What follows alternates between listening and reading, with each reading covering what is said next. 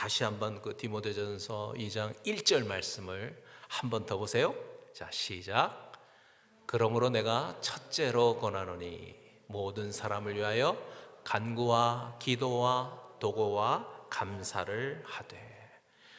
이 디모데전서는 사도 바울이 정말 자기가 친아들처럼 생각하는, 사도 바울은 원래 아들이 없잖아요. 결혼을 안 했으니까. 정말 친아들처럼 사랑하고 친아들처럼 아끼는 디모데에게 했던 그런 편지죠.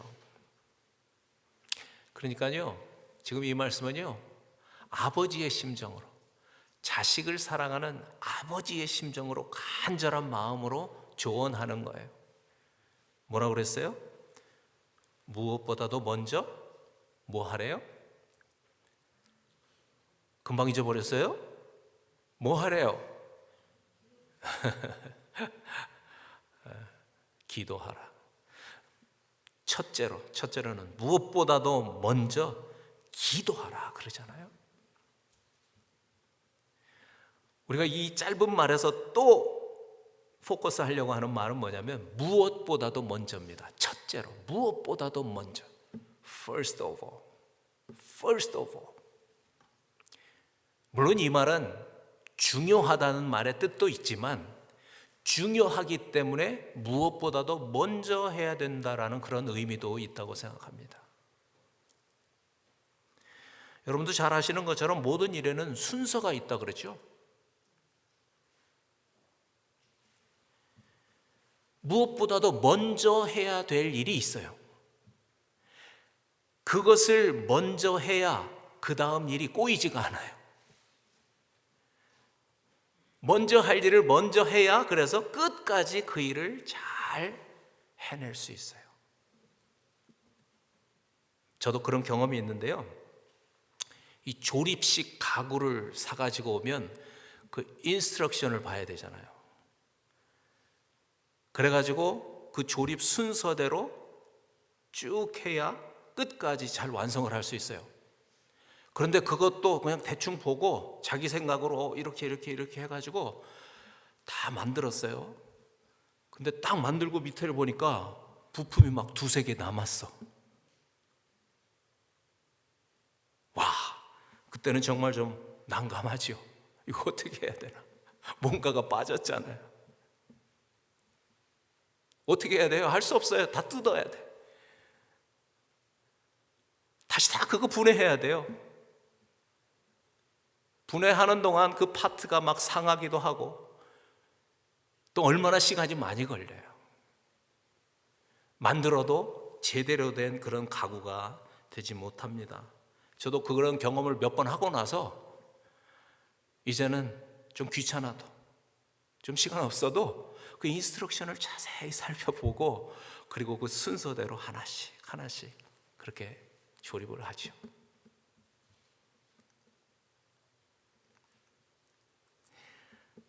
여러분, 저는 이 사도 바울이 디모데에게 그 부모의 심정을 가지고 했던 이 말을 우리 가슴에도 새겨야 된다고 믿습니다. 새겨야 합니다. 그냥 단지 듣는 것이 아니라 무엇보다도 먼저 기도하라는 거예요. 무엇보다도 먼저 기도해라. 우리가 잘 아는 것처럼 이 사도 바울은 대단한 분이죠.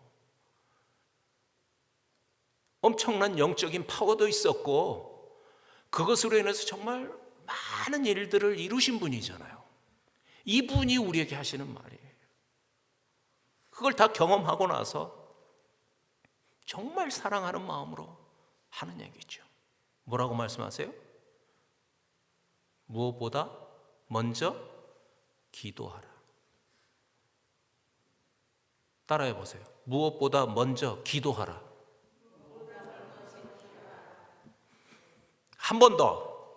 시작. 무엇보다 먼저 기도하라. 기도하라.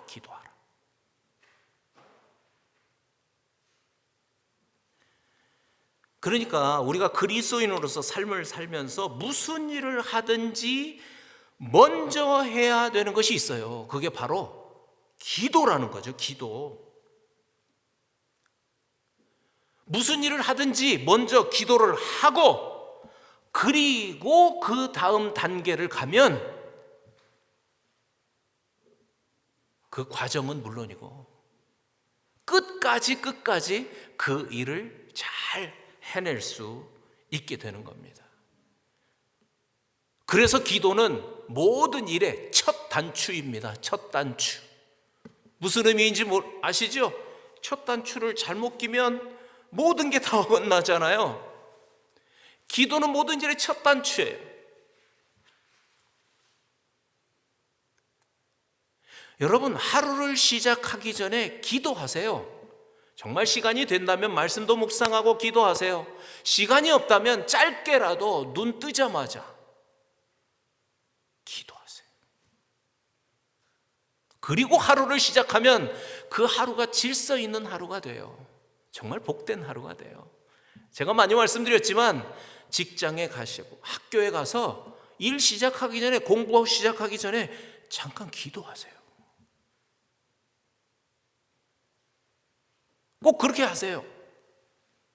교회에 오시면 먼저 앉아서 기도하세요.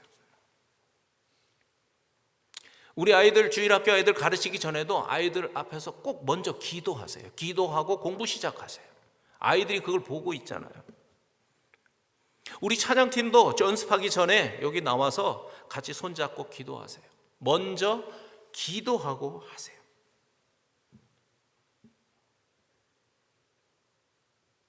기도는 모든 일의 첫 단추입니다. 첫 단추.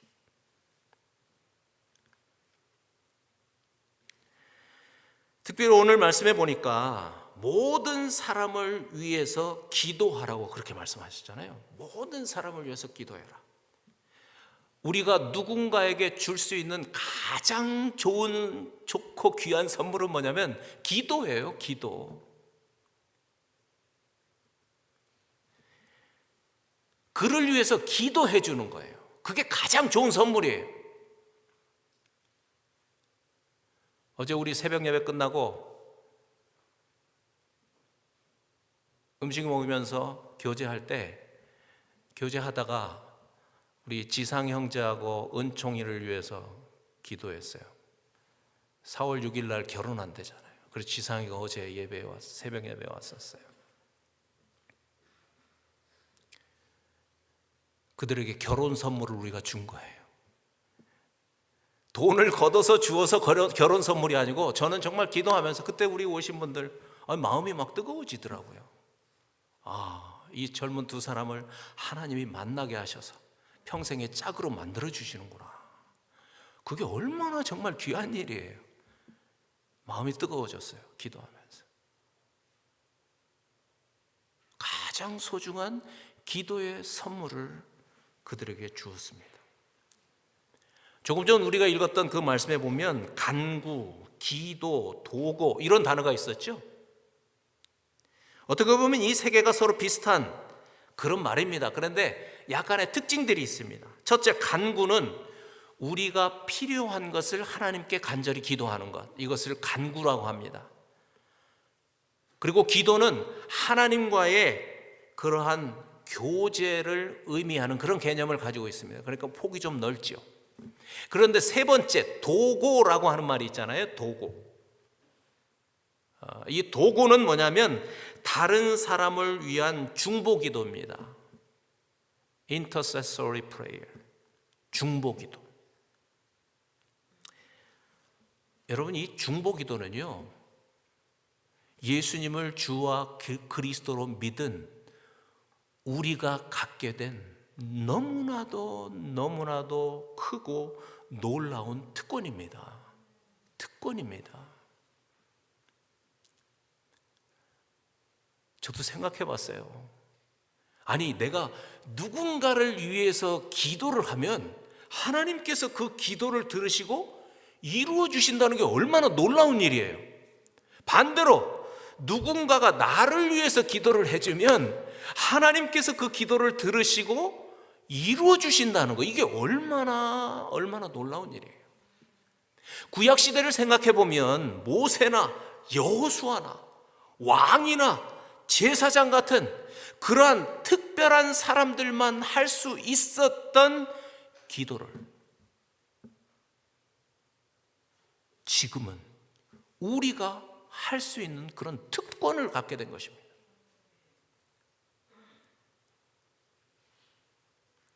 어떻게 우리에게 이 특권이 주어졌는가? 오늘 말씀 5절과 6절을 보면 알 수 있습니다. 같이 한번 읽겠습니다. 시작. 하나님은 한 분이시고 또 하나님과 사람 사이에 중보자도 한 분이시니 곧 사람이신 그리스도 예수라. 그가 모든 사람을 위하여 자기를 대속물로 주셨으니 기약이 이르러 주신 증거니라. 하나님과 우리 사이에 중보자는 한 분밖에 없습니다. 예수 그리스도입니다. 한 분밖에 없습니다. 어떻게 중보자가 되셨다고 그랬습니까? 자기 자신을 대속물로 주셨다는 거죠. 대속물로 주셔서 하나님과 우리 사이에 중보자가 되셨어요. 우리가 알아야 될 중요한 건 뭐냐면 중보자는 오직 한 분 예수 그리스도 밖에는 없다는 거예요. 그래서 우리가 알아야 될 건 뭐냐면 우리는 중보자가 아닙니다.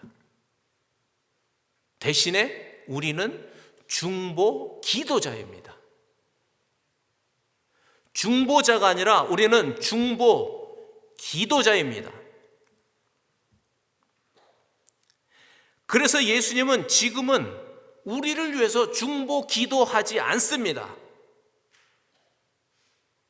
예수님을 대신해서 우리가 중보 기도자가 된 것입니다. 다시 말씀드리지만 예수님은 중보 기도자가 아닙니다. 예수님은 중보자이십니다. 이게 무슨 뜻일까? 제가 이렇게 설명을 드리겠어요. 제가 만약에 하나님 앞에 기도하기 위해서 이렇게 갔어요. 그러면 중보자 되시는 예수님께서 아버지께 이렇게 얘기하는 거예요. 아버지, 영문이가 아버지 앞에 기도하러 왔습니다. 그런데 자기의 자기의 공로를 의지하고 온 게 아니고 예수님께서 말씀하신 거예요. 저의 공로와 저의 의를 의지하고 영문이가 이렇게 나왔습니다. 아버지, 제가 영문이를 대신해서 죽은 거 아시죠? 그럼 하나님께서 말씀하시는 거, 그럼 물론 내가 알고 있지. 그래서 영문이는 너의 대속으로 인해서, 대신 죽음으로 인해서 언제든지 내 앞에 나올 수 있어. 그러면서 저한테 이제 아버지께서 말씀하시는 거죠. 영문아, 잘 왔다. 너는 내 은혜의 보좌 앞에 언제든지 나올 수 있어. 그리고 네가 필요한 거 있으면 나에게 요구할 수 있는 자격이 있어. 이렇게 말씀하시는 거예요. 그림이 좀 그려지셨어요? 우리가 기도하러 하나님 앞에 나아갔을 때 눈에는 보이지 않지만 하늘나라에서 이런 일이 실제로 일어나는 겁니다. 그러니까 예수님은 우리를 위해서 기도하는 것이 아니라 우리가 기도할 수 있도록 중보하고 계시는 것입니다. 그래서 우리는 예수님의 이름으로 기도하기만 하면 아버지께서 그 기도를 들으시는 거죠. 그래서 요한복음 16장 26절에 보면 이러한 예수님의 말씀이 있어요. 예수님이 살아계실 때 하셨던 말씀이에요. 한번 읽어보시죠. 시작. 그날에 너희가 내 이름으로 구할 것이요 내가 너희를 위하여 아버지께 구하겠다 하는 말이 아니다. 그날이 언제일까요? 바로 지금이죠. 예수님이 살아계셨던 그때가 아니고 바로 지금이에요. 예수님께서 우리 죄를 대속하기 위해서 십자가에서 죽으시고 죽은 자 가운데 부활하셔서 말씀대로 하늘나라에 승천하시고 중보자가 되셨기 때문에 오늘이 우리에게 온 것입니다. 바로 그날이 오늘입니다. 그러니까 저 말씀대로 예수님께서는 더 이상 우리를 위해서 중보 기도하시는 분이 아닙니다. 대신에 뭐라고 말씀하셨어요? 너희가 내 이름으로 구할 것이요.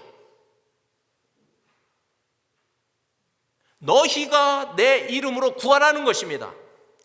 이제는 우리가 예수님을 대신해서 유일한 중보자 되시는 예수 그리스도의 이름으로 구할 수 있게 된 것이죠. 예수님이 대속물이 되심으로써 우리가 이 특별한 권리를 얻게 된 것입니다.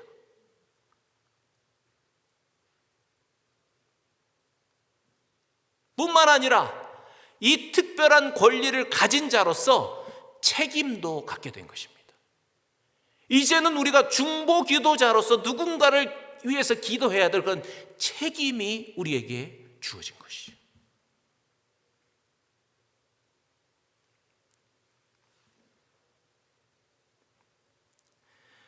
여러분, 그래서 사도 바울이 우리가 읽었던 이 말씀에서 그렇게 얘기하는 겁니다. 무엇보다도 먼저 모든 사람을 위해서 중보 기도해야 돼. 중보 기도해야 돼.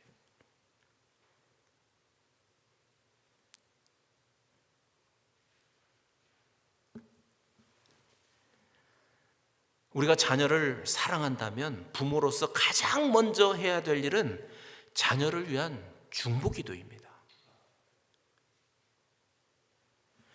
여러분, 이것이 부모로서 해야 될 가장 중요한 책임이고 의무입니다.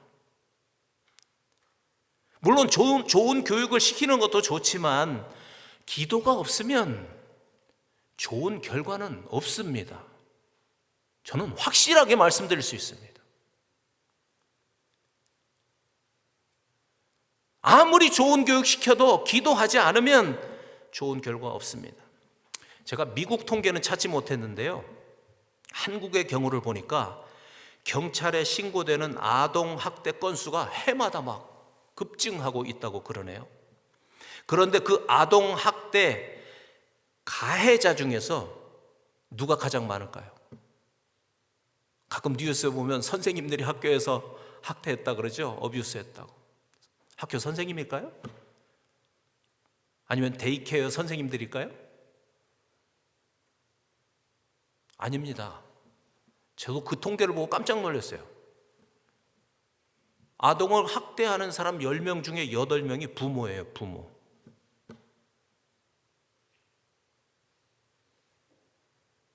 아동을 학대하는 장소, 가정이 1위에 첫째. 학대하는 장소가 가정이에요, 다른 것이 아니고. 그런데 제가 본 그 자료에 보니까 아동 학대를 하는 원인이 있더라고요. 그 중에서 자녀에 대한 지나친 기대가 아동 학대의 원인 3번째입니다. 지나친 기대.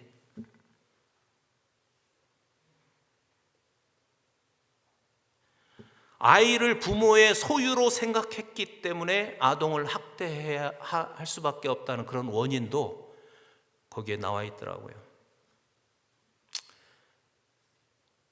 그러면서 어렸을 때 이렇게 부모에게 억압을 받고 학대를 당한 아이들은 어른이 되면 부모를 멀리 한대요.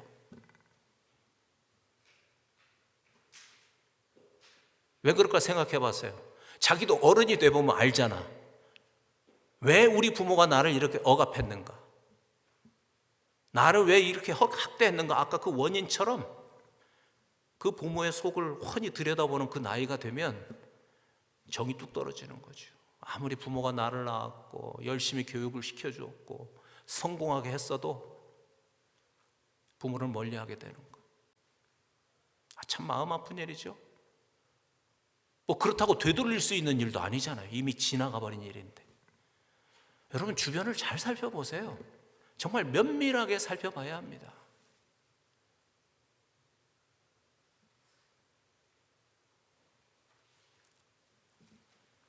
저는 우리가 그리스도인이라면 자녀를 양육하는 것부터 세상 사람들과 달라져야 합니다. 이게 우리 인생에서 가장 중요한 일 아닙니까? 우리 한국말로 자식 농사라 그러잖아요. 무엇보다도 중요한 게 자식 농사죠. 다른 거 다 잘해서 뭐 성공하고 돈 많이 벌고 뭐 유명한 사람 됐는데 자식 농사를 잘 못했어. 그 인생은 실패한 인생입니다. 동감이 되시죠? 사무엘상 1장 27절에 보면 이런 말씀이 있습니다. 여러분 한번 읽고 아멘 해보세요. 시작. 이 아이를 위하여 내가 기도하였더니 내가 구하여 기도한 바를 여호와께서 내게 허락하신지라. 이게 누구 얘기냐면 사무엘의 어머니 한나의 얘기입니다. 한나의 고백이에요. 한나의 간증이에요.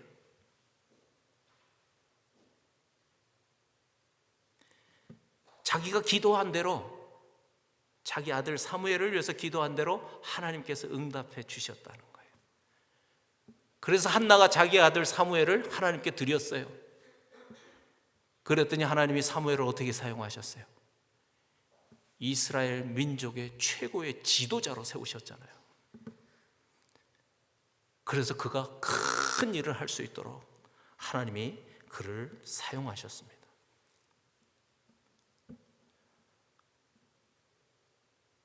저도 여러분께, 특별히 부모님들께 중요한 숙제를 이 시간 드리고 싶어요. 정말 내가 자녀를 사랑한다면 내 자녀를 위해서 무엇을 기도할 것인가? 구체적으로 그 기도 제목을 한번 정리해 보세요. 정말 내가 자녀를 사랑한다. 대충 그냥 기도하고 이렇게 말 게 아니고 한번 구체적으로 써보세요. 오늘 주보 안쪽에도 그거 있죠? 물론 뭐 처음부터 완벽할 수 없어요. 그러나 일단 쓰고 하나님 앞에서 쓰고 기도하다 보면 성령께서 뺄 건 빼시고 더할 것은 더할 것입니다. 계속 기도하다 보면. 너무나 중요한 일이잖아요. 말씀드린 것처럼 이것이 부모로서 첫째 해야 될 의무이고 책임입니다.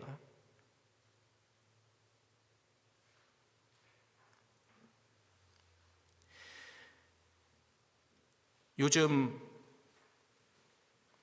한국도 그렇고 뭐 한국뿐만이 아닌 것 같습니다. 젊은이들이 결혼을 안 하려고 그러잖아요. 결혼 자체도 싫지만 결혼했어도 또 자녀를 낳지 않겠다 그러잖아요. 강아지 키우고. 얼마 전 한국의 뉴스 보니까 스트롤러, 애기들 태우는 스트롤러보다 강아지 태우는 스트롤러가 더 많이 팔렸대요. 이게 너무 비참한 얘기 아니에요? 아기를 안 낳아요. 왜 안 낳냐고 물어보니까 교육이 문제라는 거죠. 애 낳으면 어떻게 교육을 시키겠나. 막 그런 계산을 머리로 하니까 아예 결혼도 안 하고 아이도 안 낳겠다는 거죠. 왜 그래요? 내가 내 자식을 내 소유로 생각하고 내가 키우겠다고 생각하니까 그런 생각이 들어간 거예요. 오늘 말씀대로 자녀를 위해서 기도해야겠다고 하는 책임감과 의무를 가지면 하나님께서 그 소망을 주시는 거죠. 세상 사람들은 뭐 할 수 없습니다. 그러나 우리 기독교인들은, 여기 우리 젊은이들 많이 있는데 우리는 그러면 안 되는 거 아니겠습니까? 말씀드린 것처럼 지상이와 은총이가 결혼한다는 소식이 그래서 너무나 반가운 거예요. 상은이도 5월 말에 결혼한대요. 상은이 아시죠? 제가 줄에 가야 돼요. 달라스까지. 그런데 어제 말씀드렸는데 한나도 내년 초에 결혼한대요. 내가 우리 이런 소식을 들으니까 정말 제 아들, 딸이 결혼한다는 소식만큼 반가워요. 잘했다, 잘했다. 지난주에 한나 전화 와서 내가 막 칭찬을 너무 많이 해줬어. 한나야, 잘했어, 잘했어. 목사님이 너한테 듣는 소식 중에 제일 좋은 소식이다. 기도할게.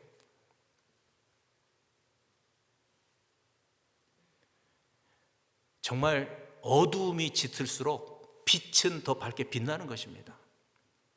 세상 따라가지 맙시다. 우리 청년들 세상 따라가지 마세요. 세상적인 가치관 속에 매몰되지 마세요. 기도하세요. 기도가 첫째예요. 기도하면 내가 사는 것이 아니고, 내가 결혼하는 것이 아니고, 내가 자녀를 키우는 것이 아니고 하나님께서 그 길을 인도하시는 거잖아요. 이런 세상일수록 우리 그리스도인들이 더 세상에서 밝게 빛나는 존재들이 될 것입니다. 3절 말씀에 이런 말씀이 있어요. 이것이 우리 구주 하나님 앞에 선하고 받으실 만한 것이니. 이것이라는 건 다른 게 아니고 중보기도예요. 중보기도. 앞에서 말씀하신 거. 모든 사람을 위해서 중보기도하는 거. 이것이 우리 구주 하나님 앞에 선하고, 선하다는 건 좋다는 뜻이잖아요. 아버지께서 받을 만한 일이라는 거예요. 그러니까 우리가 누군가를 위해서 중보기도하는 것, 하나님께서 너무 좋아하시는 거예요. 너무 기뻐하세요. 너무 기뻐하세요. 그리고 말씀대로 그 기도를 들으시고 이루어 주시는 것이죠.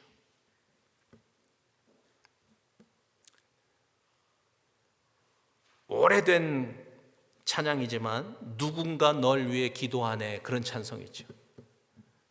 누군가 널 위하여, 누군가 너를 위해서 지금 기도하고 있다, 그런 내용으로 된 찬양이에요. 그런데 제가 이 찬양을 부르다가 이제는 누군가의 기도를 받는 것도 좋지만 내가 누군가를 위해서 기도하는 사람이 되는 게 참 좋겠다. 무슨 뜻인지 아시죠? 누군가를 위해서 기도하는 사람이 되세요. 이제는 기도만 받는 사람이 아니라. 그러면 그 찬송에 있는 가사처럼 마음이 지쳐서 기도할 수 없고, 그래서 눈물이 빗물처럼 흘러내리던 그런 사람이 내가 그를 위해서 중보기도함으로써 힘을 얻고 살아난다는 걸 생각해 보세요. 이게 얼마나 귀한 일인지. 그 찬송에 있는 가사처럼 너무나 마음이 공허해가지고 혼자서 고민하면서 무너진 그 마음, 그걸 알고 내가 그 친구를 위해서, 내가 그 사람을 위해서 중보기도 해주면 하나님께서 그걸 기뻐하신다잖아요. 그걸 좋아하신다잖아요. 그래서 내가 기도한 그 기도로 그 사람이 살아나는 걸 본다면 이게 얼마나 큰 기쁨이겠습니까?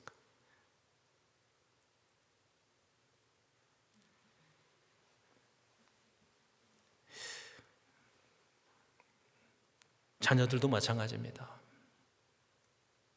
저도 저희 어머니가 저를 위해서 기도했던 그 모습이 머릿속에 사진처럼 딱 박혀 있습니다. 내용은 제가 잘 모르겠지만 새벽 일어나서서 베란다에 나가셔서 혼자 기도하셨던 모습이, 우리 아이들이 나중에 자라서 우리 아버지가 나를 위해서 기도한 그 모습, 우리 어머니가 나를 위해서 기도했던 그 모습, 우리 할아버지가, 우리 할머니가 나를 위해서 기도했던 그 모습, 그것이 머릿속에, 아이들의 머릿속에 딱 박힌다면 그것보다 아이들에게 큰 능력은 없습니다. 중간에 무슨 일이 있어서 교회를 나갈 수도 있겠지만 그런 아이들은 분명히 돌아옵니다. 다시 돌아와서 자신의 위치를 찾습니다. 여러분, 다시 말씀드리지만요, 부모로서 자식에 대한 최고의 사랑은 기도입니다. 기도. 내 자식을 위해서 중보 기도하는 것입니다. 이것이 자식을 위한 최고의 사랑이고, 그것을 자식들이 딱 아는 그 순간부터 자녀들이 부모를 떠나지 않습니다. 부모와 자녀의 관계가 비참해지지 않습니다. 하나님이 그 관계를 회복시키시기 때문에 그런 거죠. 인간적인 노력이 아니고. 나를 위해서 기도해 주셨던 그 어머니, 아버지, 할아버지, 할머니를 기억하는 아이들은 효도하고 존경하게 되는 거 아니겠습니까?